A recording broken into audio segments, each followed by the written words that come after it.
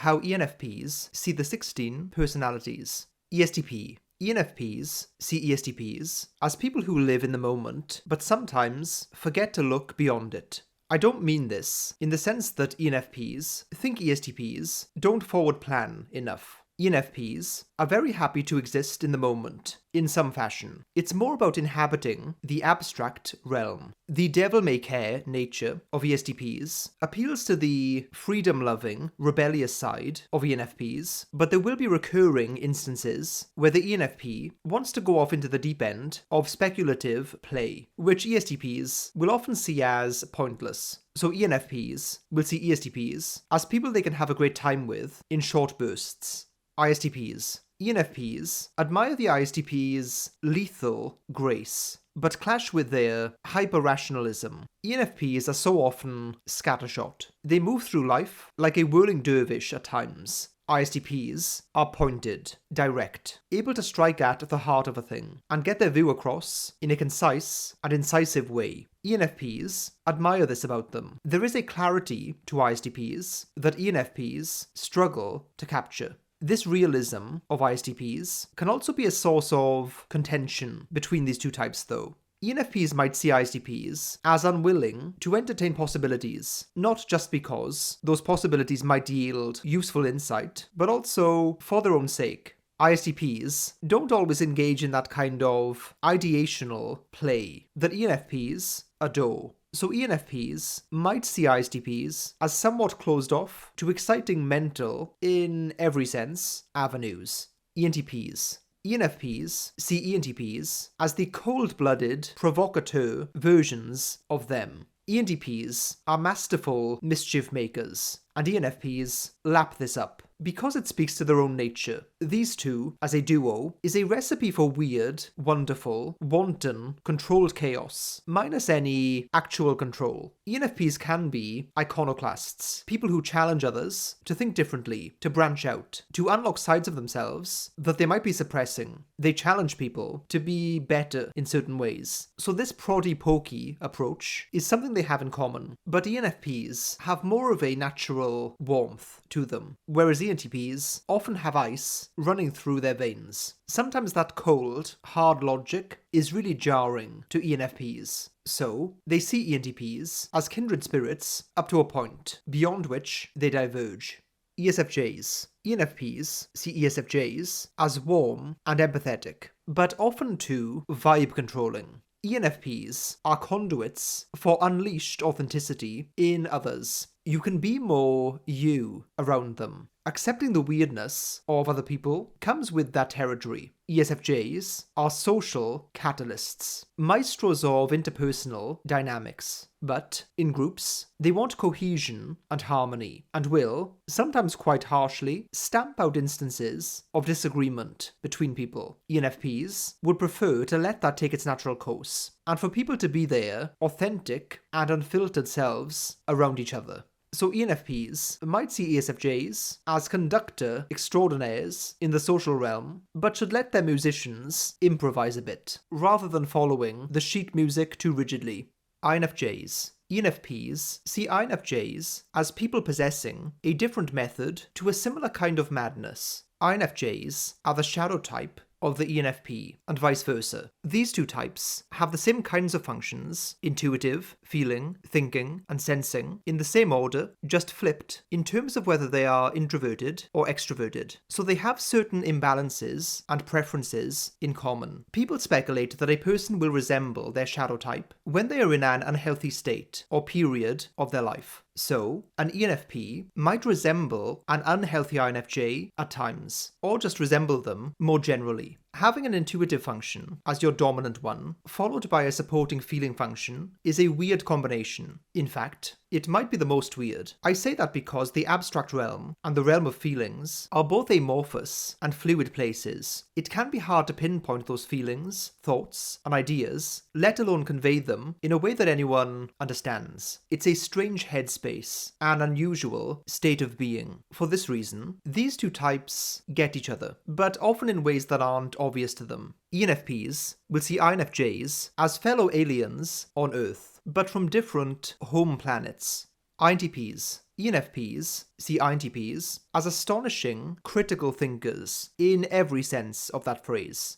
INTPs are excellent with NE, which is the dominant function of the ENFP, but they're even better with TI, which is the ENFP's blind spot. This makes them the so-called supervisor type for ENFPs. This relationship can go one of two ways. The first is that the supervisor has a kind of quality control role. They will make sure that the supervisee isn't caught out by their blind spot. The alternative is that the supervisor comes across more like a criticizer, someone whose natural and main strength is always poking the supervisee in a weak area. These two types have the potential for a really beautiful mind meld. They're both ultra creative, eclectic, and relish exploring the oddities of life. And, well, both see life itself as something of an oddity as well. To ENFPs, at their best, INTPs are the mentors of reason, who can guide their often spontaneous nature with logical clarity. ENFPs see INFPs as fellow empathetic dreamers with shrouded depths. These are very similar, or sister, types. For this reason, they will usually get along great. Since ENFPs are notoriously ambiverted, they might often appear very similar.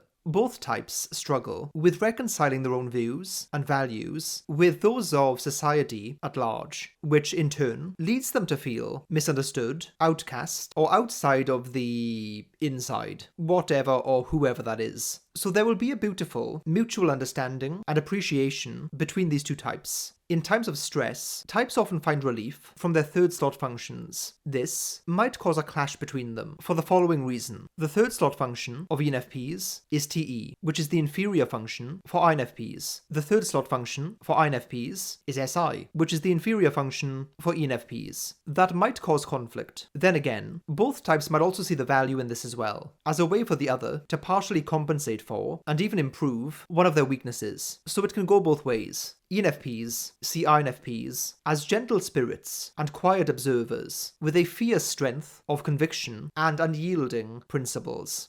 ISTJs. ENFPs see ISTJs as annoyingly meticulous and meticulously annoying. The alleged golden pair. In theory, dual or opposite types are supposed to complement and compensate for each other's weaknesses, making them a great team. In practice, though, things aren't always that straightforward. If two unhealthy versions of these types coincide, ENFPs might see ISTJs as a soulless automaton, robotic in their adherence to rules and protocol, while the ISTJs see the ENFP as untethered, undisciplined, and unhinged. Healthier versions have a better time of it though. ISTJs are people of principle, people who live out their values in the world. That is also what ENFPs are, just in a very different package. This is not to say that these two types have to converge on the same values in order to have that synergy, although that would definitely work. It is more abstract. In a word, it's respect. If both parties respect the views, values, and beliefs of the other, then no matter what they are, it can work. That opens up the capacity for complementarity and synergy between them. In the best incarnation of this relationship, ENFPs can see ISTJs as people who keep them grounded, stabilized, and with a sense of reliable security. ESTJs. ENFPs see ESTJs as them when they have their stuff maximally together. ENFPs have TE as their third slot function. This means they have very strong organizational abilities. It tends to be something that they lean on when they need to, but isn't always a massive priority in their life. ESTJs have the same functions as ENFPs, just in a different order of prioritization. I think there are many more mistypes between these two types than you would expect for this reason. At some point in the life of an ENFP, they will have something approximating a catastrophic existential crisis about the fact that they cannot bring their ideas to life, that they cannot strategize and coordinate their mosaic of plans and projects in a way that actually works out and gets results. If they are to succeed in such times, they will usually enter ESTJ mode, slightly altering their priorities and improving their weaker functions enough to get the job done. Because of this, ENFPs see ESTJs as versions of themselves that they might be or might need to be when the situation warrants it. ENFJs. ENFPs see ENFJs as the diplomatic counterparts to their idealism. Both types are deeply engaging to people, but ENFJs have more command over their social powers. ENFPs admire this about them. At times, they may even envy this trait. When you compare them, ENFPs are more upfront and flagrant with their opinions. Contrary to any legitimate warm and cuddly vibes they display, they can be disagreeable and confrontational. It tends to manifest as them not being able to bite their tongue when they feel like someone is overstepping, being unpleasant, or being downright unethical. This can cause issues and ruffle many a feather. ENFPs see ENFJs as people who can maneuver themselves and others effectively, maintaining harmony, being deftly diplomatic, but actually moving people to where they want them to be. Sometimes ENFPs can feel more at odds with people. ENFPs are idealists. It's not always easy to be a diplomat at the same time. ENTJs. ENFPs see ENTJs as people who build empires on ideas. ENTJs are not the first type you'd think of when ideas people are invoked. I think this is because ENTJs use ideas as a tool. They are a means to an end rather than the end in itself. For this reason, I think that ENFPs can connect well with them. ENTJs are appreciators of ideas. This means that they will listen to ENFPs. Sounds simple, but that is not something they experience from everyone in their life, let's say. So ENFPs, even if they might sometimes clash with ENTJs, ultimately see them as people with a reverence for ideas, which is always a good thing in the ENFP's view. ISFJs. ENFPs see ISFJs as calming anchors of stability who sometimes need to get weird a bit more. If ENFPs are kites, then ISFJs are the kite holders of the world. This is appealing to ENFPs. Having people in their life who can keep them, if not grounded, then at least occasionally anchored, is massively beneficial. However, ISFJs are practical people who filter what they encounter through a lens of usefulness. Much of what ENFPs do seems impractical or lacking tangible value. It isn't, because it informs many things that do eventually become useful, but that can take a bit of time to reveal itself. So ENFPs see ISFJs as often unappreciated pillars who sometimes can afford to take the day off. I mean, assuming that there are enough other pillars still working so that the thing they're supporting doesn't collapse. So we'd need to organize that a bit. Listen, I'm talking as an ENFP. This idea isn't supposed to be practical.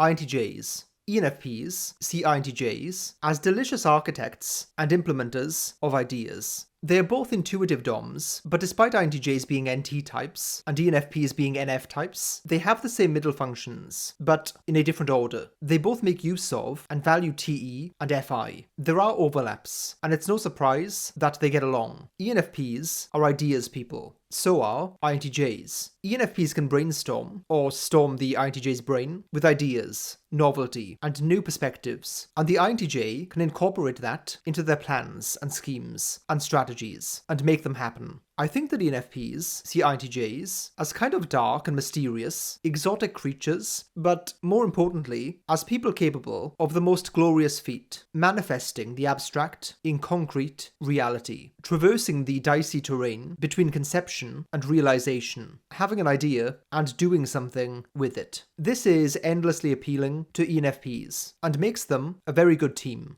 ISFPs. ENFPs see ISFPs as aesthetes, adventurers, and both self and life embracing. ENFPs love a good adventure. However, often these adventures take place in their minds, or rather, their imaginations. For this reason, ENFPs somewhat romanticize the notion of someone who truly lives out their, lives in a visceral, fully felt way. ISFPs are not afraid to lean in this way. They don't suffer from being stuck in their heads or from not taking action. So to ENFPs, ISFPs represent an FI intensity that they find inspiring. Even though ISFPs are not always outwardly aggressive towards life, they do live it. Strange as it sounds, I imagine an ENFP writing a story with an ISFP main character. Somehow that dynamic makes sense to me. ESFPs. ENFPs see ESFPs as fellow performers of a different breed. ESFPs often mistype as ENFPs, in large part because of the online tests being biased, but also because there are many similarities. They are both deeply performative. This is easy to imagine in the case of an ESFP who do well in so many spotlights. ENFPs, though, are more offbeat with this ability. It could show up simply in conversation, as storytellers, or a comedian roasting society. Whichever way it manifests, ENFPs and ESFPs will see this side of them in each other. For this reason, ENFPs will see ESFPs as great performative partners. ENFPs see themselves as people blessed and cursed by ideas. What makes ENFPs magical is also what causes them problems. In fact, that dynamic is often true for people. I remember a story told by a composer. He said he was driving along and a beautiful melody came to him. Before the fledgling tune could flourish, he said, "No, not now. I'm driving. Please go away."